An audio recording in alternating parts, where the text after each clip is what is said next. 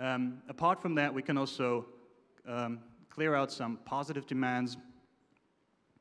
The one, of course, is self-determination. Everybody should be able to really say what he wants to do in his life for himself. Then another demand, which is not taken to be quite natural from these demands, is a certain decentralization. This is to say that the anarchist picture of society generally assumes that we have to decentralize these huge cities and huge compounds of humans, because if you have cities which entail like a couple of millions of people, you have to have certain social orderings, and you have to have hierarchies, and you have to have police and everything.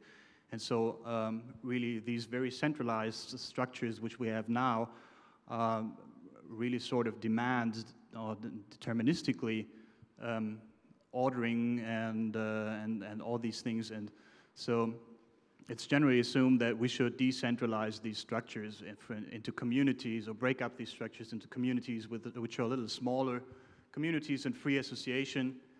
And these can be ranging from small communes. People have different ideas on how that can be pursued, up to communities of some 2,000–3,000 members.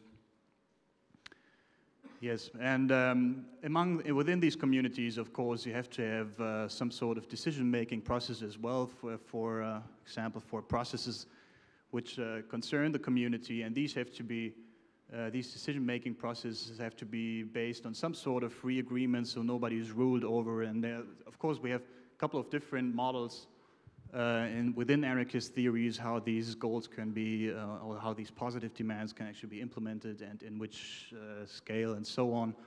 But basically this is this, and free agreement, for instance, goes with direct democracy would be one way, or consensus, where really everybody has to agree, would be another way. So now we have some demands from anarchism. Now we have this picture that we need, if we can politically construct technologies from political ideas, and we have this picture what the basic demands of anarchism would be like. Now we can ask ourselves this question: what is an anarchical theory? And that, of course, now would simply be a technology which supports the positive anarchical demands while trying to abolish the menaces which are being stated in the negative demands. And from this, it's easy to draw some minimal demands as design for technologies which would enable anarchical communities actually to develop. One, of course, would be that we should generally not allow technologies which medialize power principles, such as biometrical passports, should not be constructed, or should not be a topic within anarchist technology.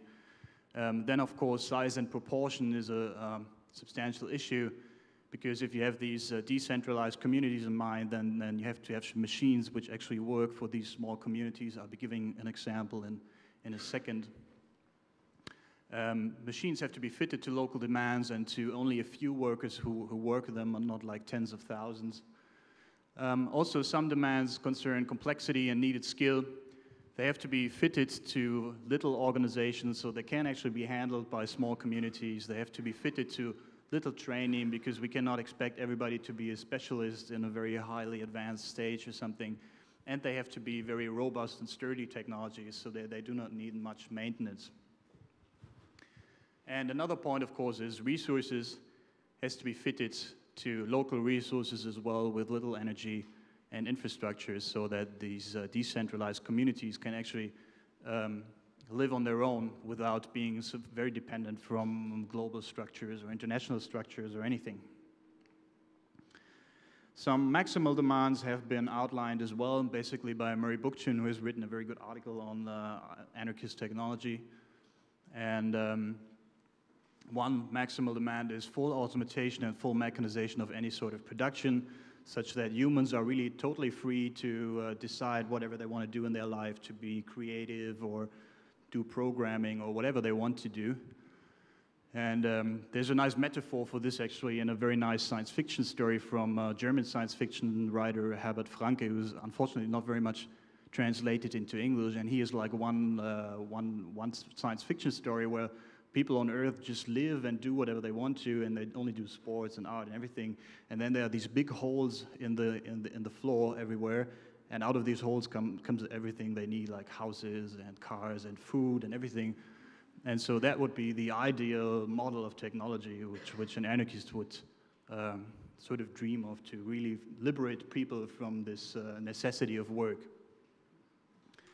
Another maximal demand, of course, would be that we would have a fully sustainable local production, we wouldn't use renewable energies, would not pollute our immediate surrounding and everything, so we can really live in peace and don't need to wage wars, for instance, due to our lack of oil or anything.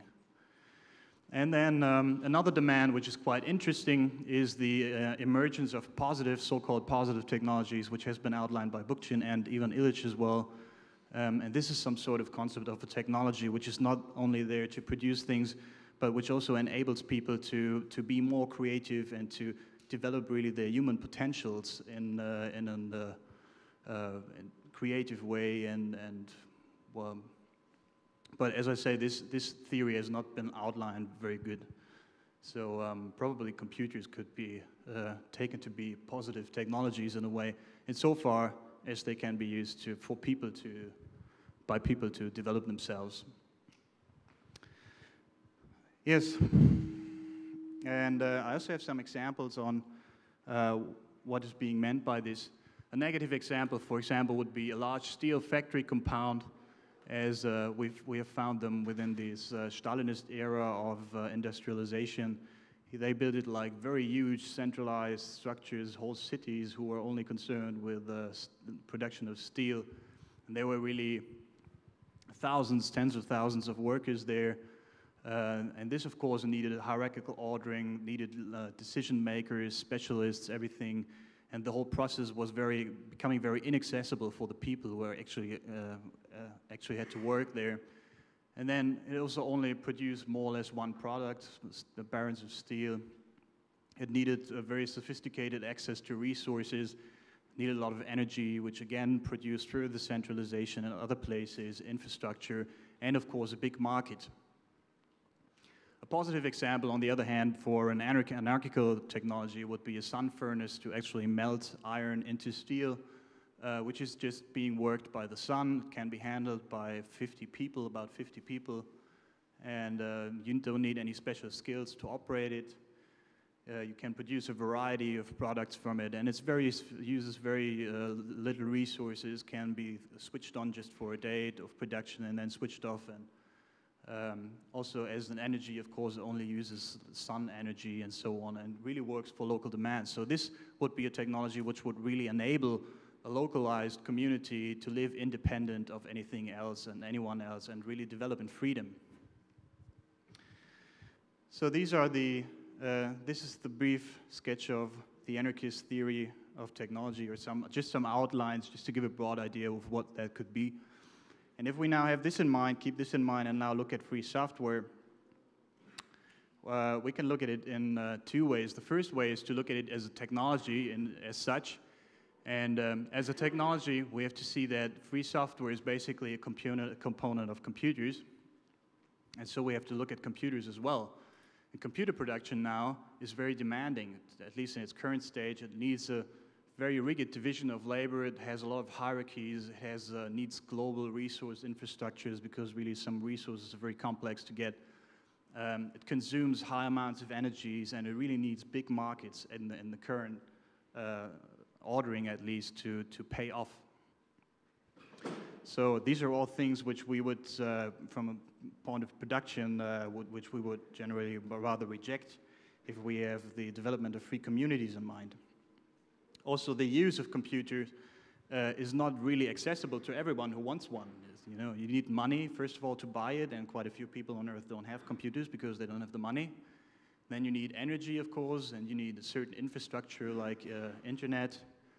And what you also need is some specialists for maintenance, for instance. So this also has some demands on some sort of structure which you have to actually come to a computer. And some other characteristics of computers are that they are also predetermined in their possible uses, and that they very often medialize power structures, or at least they are very supportive in medializing power structures. She said this other speech yesterday, the lost war, could actually be a result because computers lend themselves so very easily to medialize power. And of course, the computer as such is also proliferating social and ideological paradigms regarding hierarchy and authority, because it is being maintained by specialists and as such not very accessible. It produces a hierarchy generally between lay people and specialists and so on, and implicitly purports the structures.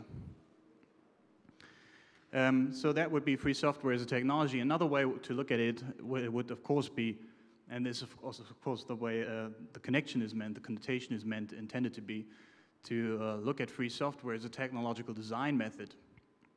And here we can see that it is, of course, partly anarchical because the decision-making is consensus-based.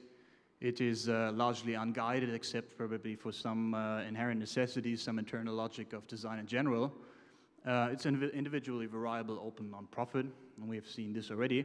But if we look into it more closely, we have to see that the freedom actually is quite enframed, namely by rules in the first place. There are, of course, some implicit do's and don'ts. And then we have all this copyleft stuff like the GPL and Creative Commons. And that, of course, generally quite opposes the whole idea of anarchism. The introduction of rules is, I think it was Foucault who said that it's a very stupid human idea that you think that you have to ensure freedom by rules and order, because freedom is just the absence of rules and order. So that's not a good idea in general to introduce rules to ensure freedom, because it's just not the way freedom is. And then you have quite often, of course, implicit, more or less implicit, explicit hierarchical structures, as in the case with Linux, for example. Then it also requires specialist knowledge, so the whole thing is actually quite esoteric, can only be pursued by people who are really into these sorts of things, programmers, so to speak. So it's really not open to everyone, but only to people who have a very sophisticated education already. Then another point is that it also often uses capitalist measurements to value itself. It often refers to how profitable it is or how productive it is to actually measure its value. And one thing we cannot forget in the whole design, even if we look at it as a design method, is that it is still also a technology which presupposes computers as a technology, which again bring in all these other things which are not very liked by an anarchist theory of technology. So my judgment somehow is that free software is not a very genuine anarchical technology. As a technology, as I said, it happens only within computers which need extensive capitalistic production methods. They are still, in a way, a luxury commodity, more or less, although, of course, people are working to make them more accessible to everyone. And they very often and very easily medialize power structures. And as a design method, it is then framed by rules, by implicit hierarchies, and only accessible by specialists. So, from my point of view, free software is not a very good anarchical technology at all. So the connotation is not very valid at all, or at least this political connotation. But still, I believe that even if we set these things aside and these political hopes and connections aside, still a certain demonstrative value can be obtained by it, namely a value within a certain argument which is being put forward by capitalists and authoritarianists, because they argue that effective production and development really needs hierarchical structures, it needs competition, and it needs money to really make people work and develop and design. So creativity basically needs money. It's the whole argument which is also being brought forward against these free software, copyleft, and other things as well, that the financial stimulus is really not there and people really start to be lazy and don't do anything anymore. And as far as that is concerned, this of course also is an argument which is being brought forth against anarchist theories as well. So quite a few people actually say that anarchism would never work because people would only be lazy. If they could choose whatever they want to do, they would certainly not produce or certainly not develop things, and development sort of needs competition and all these things to happen. But here, actually, we can say that free software has demonstrated quite the opposite, namely that quality and productivity